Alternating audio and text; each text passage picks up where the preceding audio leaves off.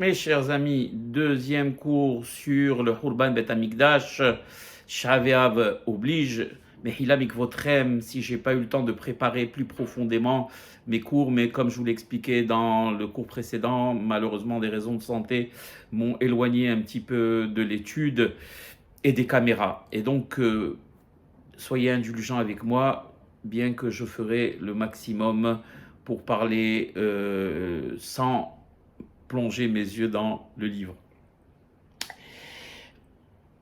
Vous savez qu'une des questions qu'on pose à Dmeav et Esrim le jour du jugement dernier, une des questions qui sont connues, c'est est-ce que tu as été honnête, est-ce que tu as sakta batora, etc. Mais une des questions qu'on pose aussi quand on arrive le jour du jugement dernier, c'est Tzipita Lishua. Est-ce que Behemet, comme on le dit dans la Hamida, tu as, comment dirais-je, attendu, aspiré à la délivrance? Parce qu'on peut le dire, on peut dire de manière, on va dire, mécanique, oui, quand on lit la Hamida, qui tzipinu, lishuatecha tzipinu kolayom, on le dit, lishuatecha tzipinu, de ta délivrance, on attend toujours, mais est-ce que ce sont que des mots ou Behemet, c'est comme, vous savez, quand l'enfant est chez lui et le père, il sait que le père va lui amener un cadeau, il est sur des charbons ardents, il attend de voir son père franchir la porte. Il est toute la journée sur des charbons ardents. La maman, elle peut appeler le père. Quand est-ce que tu rentres? Quand est-ce que tu rentres? J'arrive plus à tenir le fils parce qu'il t'attend, il attend ton cadeau. Et c'est ça, tzipita lishua. Est-ce que nous, on est dans cet état d'esprit? Est-ce qu'on attend de voir toutes les secondes le Mashiach surgir, le temple reconstruire, les Viim Bedouchanam, Kohanim, pardon, Kohanim Ba'avodatam, Viim Bedouchanam, Israël B'Mahamadam? Est-ce qu'on attend cela, émettre le faste qu'il y avait à l'époque de Yerushalayim, qui était la métropole centrale du monde? Et c'est la question qu'on va nous poser quand on va arriver à Dmeav et Esrim, le jour du jugement. Comme ils disent les Chachamim ici, qui est ramé dans le Hafetz Haïm, il dit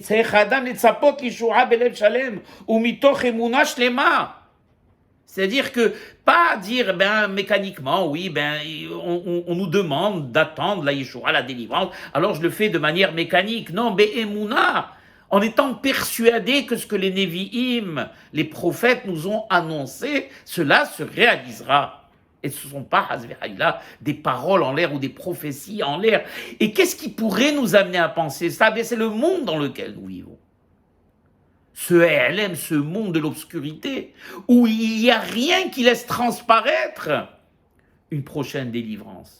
Ce monde de la technologie, ce monde où on est, on va dire, nous, juifs, phagocytés parmi des milliards d'individus et des nations. Comment on peut entrevoir une Yeshua? Et pourtant, si les Haramim nous disent qu'on a le devoir d'y croire, et pas d'y croire seulement, de la vivre, si Pita, de l'attendre et de la vivre tous les jours, tous les jours, toutes les minutes, toutes les secondes de notre vie, c'est que cela est possible. Et cela doit, puisque ça nous sera exigé le jour du jugement dernier. Au même titre que Natata Be'emuna, c'est-à-dire tu as été honnête, tu as fait ce qu'il fallait faire dans ce monde de manière honnête, tu as étudié la Torah, eh bien ça aussi, on nous le demandera. Ils disent les Hachamim que les Nevi'im, les prophètes, ont imagé cette délivrance à une femme enceinte. Une femme enceinte, même si elle met du temps pour accoucher, mais on est sûr qu'elle va accoucher. Il y a des femmes qui accouchent à terme, il y a des femmes qui accouchent avant terme, il y a des femmes qui accouchent après terme, mais il est sûr que cette femme, elle ne va pas garder son enfant. Et donc, si on image justement la Géoula à cela, c'est-à-dire que même si on ne la voit pas, elle existe, elle est potentiellement existante, et elle va se passer. Et il dit ici que tous les jours, on se rapproche justement de cette Géoula, Quand on a envie de voir quelque chose, on le cherche.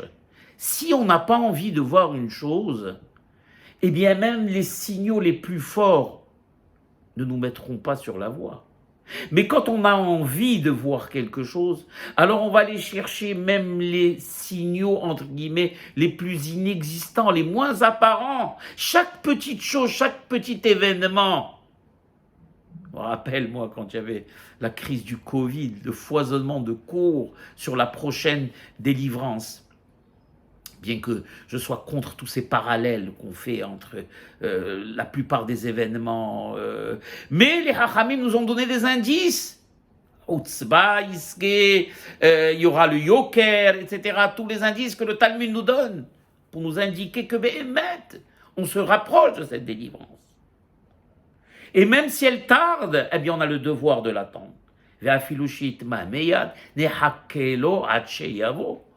On la chante cette chanson. Elle veut dire quoi? Ça veut dire que, au même titre, ils disent les Hachamim, qu'une femme in fine accouchera, eh bien la délivrance in fine arrivera. Et quoi de mieux comme exemple où ils disent les Hachamim que même les choses les plus importantes qui sont passées dans l'histoire du Ham Israël et qui ont été, on va dire, promises par Akadosh Baruch Hu, on va dire, avec seulement des indices par allusion, eh bien, se sont réalisés. Donc, la plus forte raison, c'est ce que les prophètes, de manière claire, nous ont promis que ça arrivera. Un exemple, Geulat Mitzrayim, la sortie d'Égypte. Quand Moshe Rabbeinu est venu les voir, eh bien, Amen Aham, il a cru le peuple. Alors que c'était, on va dire, c'était seulement une tradition qu'on passait de père en fils, où il y allait avoir un sauveur, donc il n'y avait rien de clair. Et malgré tout, on a, Amen Aham, le peuple a cru par quelques petits miracles qu'a fait Moshe Rabbeinu, la Torah relate. L'entrée en Eretz Israël également, que Yoshua a ramené le peuple d'Israël, la promesse qu'Akadosh Baruch Hu a fait en Israël. Le retour de la galoute. On est revenu de la galoute. Ham Israël, aujourd'hui, grande partie du Ham Israël habite en Eretz Israël. C'est un retour de la galoute. Bien sûr qu'on ne pourra appeler terre d'Israël et que le peuple ne pourra se targuer, se vanter d'être revenu que quand le temple sera construit. Mais c'est un début, Baruch Hashem. Et le plus important, c'est le fait que l'on existe au milieu des nations. Alors que tout indiquait le contraire, que tout ce qui s'est passé dans notre histoire, depuis qu'on a été exilé il y a de cela 2000 ans, indiquait le contraire mathématiquement. Le peuple juif n'avait aucune possibilité de pouvoir survivre. Comme ils disent les Hachamim, Kifsa ben Shivim Zeevim, cet agneau au milieu des 70 loups, des 70 nations. Pogrom, exil, massacre, Shoah, où on a perdu des millions de nos frères. Et pourtant, des dynasties puissantes comme la Rome antique, comme la Babylonie antique, comme la Grèce antique, comme l'Assyrie, comme les Incas, comme toutes ces dynasties, comme les Égyptiens, ont disparu. Il ne reste rien que des monuments rouillés. Et le peuple juif est toujours là. Ça nous donne à réfléchir. Ce n'était que des allusions. Et elles se sont réalisées. Al-Ahad Kama Vekama, quand Akadosh Baruch Hu, par la bouche de ces Nevi'im, a dit de manière claire que la Géoula arriverait, et ils nous l'ont décrite. Et il dit ici, le Hacham, que le juif ne soit pas étonné et faire des calculs de probabilité et mathématiques, que la nation juive, qui est aujourd'hui malheureusement au plus bas, Shfela, éparpillée et avilie et méprisée aux yeux de tous, se réveille un jour et s'élève au milieu de toutes ces nations. qu'on ne s'étonne pas. Est-ce que Akadosh Baruch Hu est limité dans ses pouvoirs? Haïpale ma Hashem davar. Depuis tout le temps, Akadosh Baruch Hu a agi avec nous de manière miraculeuse. Tout dans l'histoire d'Israël a été fait de manière miraculeuse. Quand est-ce qu'est né Yitzhak, et disent les Hachamim? À l'âge de 100 ans pour Avram Avinu, l'âge où on n'a plus de possibilité d'avoir des enfants. Sa maman elle-même n'avait même pas de matrice. Donc déjà la naissance d'Israël, et donc par transitivité du Ham Israël, découle du miracle. Joseph, quand est-ce qu'il a eu le droit d'être vice-roi du monde, puisque l'Égypte était la première puissance du monde? Au moment où Pharaon a été le chercher dans le trou dans lequel il se trouvait pendant 12 ans, où l'avait jeté Potiphar. C'est-à-dire que Mibor Amok, de l'intérieur du néant, on l'a sorti le jour de Rosh Hashanah, et de ce néant, il a été élevé au rang de vice-roi du monde. Si on pose la question à un mathématicien ou un statisticien, et on lui pose la question, quelle chance a un prisonnier jeté et oublié de devenir roi du monde ou vice-roi du monde, il vous dira que les chances sont quasiment ou complètement inexistantes. Et pourtant, Joseph a eu droit à être roi du monde. Yaakov Avinu alav shalom, il a eu droit donc à être le père de la nation d'Israël, des 12 tribus, à la richesse, il était très riche, à avoir le dessus sur l'ange. Quand est-ce qu'il a eu droit à cela? Eh bien, après qu'il ait été obligé de donner tout son argent quand il est sorti, on sait, il s'est sauvé parce que son frère Esav voulait le tuer. Eh bien, Esav a envoyé malheureusement en embuscade son fils Élipaz et il a dépouillé de tout. Comme il y a marqué, qu'il est makli, avarti ta yardenazé, Yaakov Avinu, il disait, makli avec son bateau, pourquoi est-ce qu'on nous le précise? Et là, il avait que son bâton. Alors qu'on ne peut pas imaginer que Isaac ait envoyé son fils sans des chameaux remplis d'or et d'argent et de cadeaux pour sa future femme. Eh bien, Élipaz lui a tout pris. Et c'est à partir de ce néant qu'il est devenu le père de tout Israël et qui s'est installé, qui est devenu très riche. Donc on voit encore à partir du néant, tous ces exemples, ils disent les Hachamim. Quand est-ce qu'on aurait pu penser que Moïse, qui est né et qui a été caché dans une teva, dans un petit berceau sur le Nil et qui était voué à une mort certaine, ou peut-être à une disparition certaine, et été recueilli par la propre fille de Pharaon, qu'elle a été élevée dans le propre palais de Pharaon, et qu'il soit devenu le sauveur d'Israël, celui par lequel Akadosh Baruch Hu va remettre la Torah Kedusha. Parti de rien du peuple juif opprimé, esclave à Goshen, il s'est retrouvé Moshe Hanchel Israël. Qui aurait pu penser que le peuple d'Israël qui était humilié, battu, avili en Égypte, qu'un soir, Pharaon sorte de son palais et crie « Kumu tseu mitorami » sortez, je ne veux plus de vous, j'ai peur de vous. Vous allez amener l'Égypte à l'anéantissement, sortez. Alors que ce peuple, cette puissance égyptienne qui dominait le monde, avait mis ce peuple juif pendant plus de 210 ans à l'esclavage le plus terrible. Il n'avait ni forme, ni identité, ni personnalité, il n'y avait rien. Le peuple juif ne comptait pas. C'était une nation de bras et rien d'autre.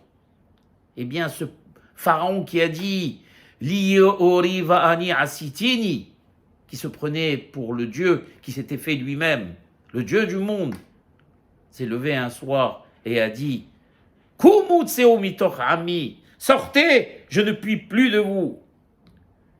Eh bien, il dit ici le Hachamim, le juif qui vraiment cherche à savoir, cherche à comprendre qu'Akadosh Baruch Hu Be'emet n'a pas de limite.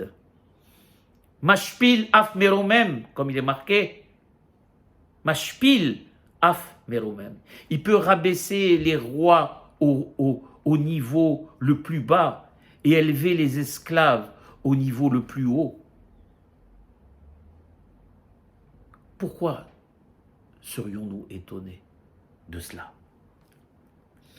Il dit, ici le Hacham, tout cela pour nous indiquer qu'Akadosh Baruch Hu, il a la possibilité de Morish ou Ma'ashir, Mashpil af meromem, Mekimi me'afardal, Me'ashpot yarim evion. Akadosh Baruch Hu a la possibilité de tout faire et qu'on ne soit pas étonné que quand il promet quelque chose, même si malheureusement, pratiquement, dans le monde moderne, d'apparence, on assiste au contraire de cela, de ce qui a été prévu pour nous, cette grande nation d'Israël, cette grande nation de l'époque des temples. Comment on peut aujourd'hui penser, imaginer qu'elle ressemble à celle du monde moderne dans lequel nous vivons? Jérusalem, cette ville extraordinaire où le monde entier se rendait, où les rois d'Israël étaient adulés, où tout le monde venait demander conseil. Aïr Abbatiram, comme il dit le prophète Irmia, Haïta Lemas. Cette ville, cette métropole qui est devenue une ville déserte et ravagée. Comment on peut croire qu'aujourd'hui ce peuple qui est éparpillé parmi les nations, avili, humilié, méprisé, puisse ressembler à celui d'il y a 2000 ans? Eh bien, ils disent les Hachamim, Devar Elokenu Yakum Le'olam. Quand Akadosh Baruch Hu promet une chose, et il l'a promis à nos ancêtres, et il l'a promis par la bouche de nos prophètes, eh bien, même si ça nous paraît complètement improbable et irréalisable, cela se réalisera, parce que nous-mêmes sommes un peuple, le peuple du miracle. Et regardez ce qui ramène un très beau midrash. Qui attendait de Sarah et d'Abraham, vieux, d'avoir un enfant? Qui pensait que Yaakov, qui est parti, qui a été complètement dépouillé, qui a passé le Jourdain, devienne le peuple aussi riche? Qui attendait de Joseph, qui a passé tous les malheurs avec ses frères, la fille de Potiphar, la femme de Potiphar, etc., qu'il devienne vice-roi, qu'il devienne roi du monde même. Et David, qui pensait que David, tous les psaumes de David, malheureusement, comme il dit à l'Isma David, Adonai Marabout Sarai Rabbim Kamim Alay. Marabout Sarai, il dit le roi David. Zecher Tzadik Kadosh Ibracha. Toute sa vie, il a été poursuivi, il a eu une vie de malheur, le roi David. Et qui aurait pensé que sa royauté serait éternelle jusqu'à la fin de toutes les générations? Qui aurait pensé que Be'ezat Hashem, tous ces exils deviennent et se transforment en faste et en louange? Ce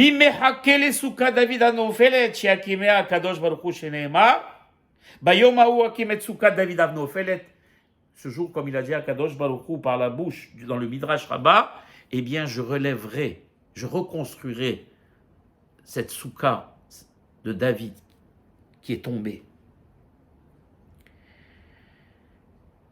Et s'il a choisi le Midrash, ces exemples, c'est parce que justement, pour indiquer que le peuple d'Israël s'est construit sur l'impossible, depuis le début, depuis sa naissance, il est construit sur l'impossible, eh bien cet impossible ne l'a pas empêché de se réaliser.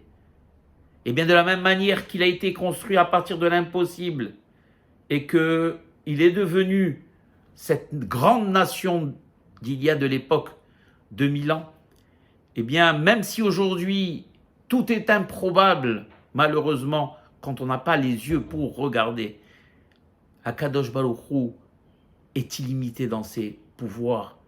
Et ça doit nous amener justement cette réjouissance de savoir que de la même manière qu'on a été construit à partir de l'improbable, on se reconstruira aussi à partir de, entre guillemets, l'improbable.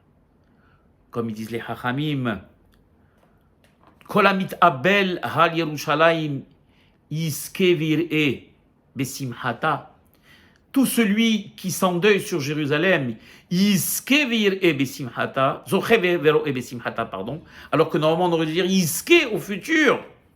Tout simplement parce que déjà à partir de maintenant et à partir de ces promesses et à partir de notre histoire qu'on connaît miraculeuse, on ne peut que se réjouir car Akadosh Baruch Hu, de manière sûre, réalisera les promesses qu'il a promis par la bouche de ses Nevi'im à notre peuple. Voilà mes chers amis. Baruch Adonai Le'olam. Amen ve Amen.